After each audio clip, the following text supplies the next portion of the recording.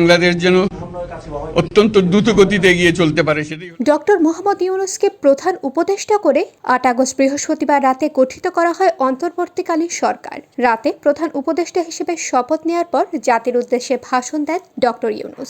সর্বত্র অপরাধের বিচার হবে। তিনি এ সময় বলেন, সরকারি প্রতিষ্ঠান দিয়ে স্বৈরাচার সরকার নিজেদের ক্ষমতা কুক্ষিগত করে রেখেছিল। আমরা এসব প্রতিষ্ঠানের হারানো গৌরব ফিরিয়ে আনব।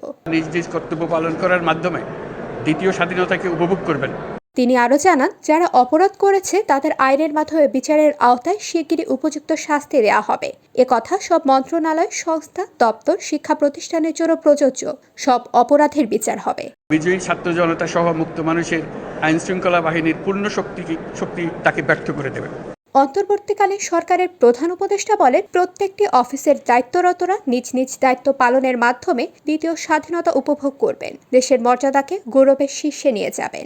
জাতির পক্ষ থেকে প্রত্যেকে নির্ভয়ে আনন্দ চিত্তে নিজ নিজ কর্মস্থলে নিজ নিজ সামর্থ্য নিয়ে এগিয়ে আসতে অনুরোধ করছি।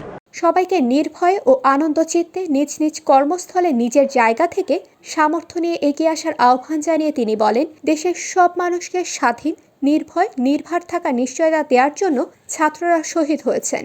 তারা গণ অভ্যুত্থান করেছেন। এই অভ্যুত্থানের মাধ্যমে সৃষ্ট সরকার সবার, এখানে সবার আকাঙ্ক্ষা পূরণের সরকার থাকবে।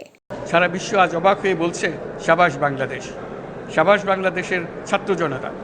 আমরা এই অর্জনটাকে আর অনেক দূর নিয়ে যেতে চাই। ডক্টর ইউনূস বলেন, আমাদের ছাত্র জনতার জন্য এটি খুব কঠিন কাজ নয়। তরুণরা অসম্ভবকে সম্ভব করতে পারে, তারা সেজন্য প্রতিজ্ঞাবদ্ধ। সবাই যদি ঐক্যবদ্ধ থাকে আর ধ্বংসাত্মক কার্যক্রম পরিহার করে, তাহলে বিজয় তাদেরই হবে। এছাড়া সারা বিশ্ব আজ বলছে, সাবাস বাংলাদেশ, সাবাস বাংলাদেশের ছাত্র জনতা। এই অর্জনটাকে আরো অনেক দূর নিয়ে যেতে চাই। যদি আমরা ঐক্যবদ্ধ থাকি, ধ্বংসাত্মক কর্মকাণ্ড থেকে দূরে থাকি, সবার জন্য মুক্ত পরিবেশ সৃষ্টি করতে পারি,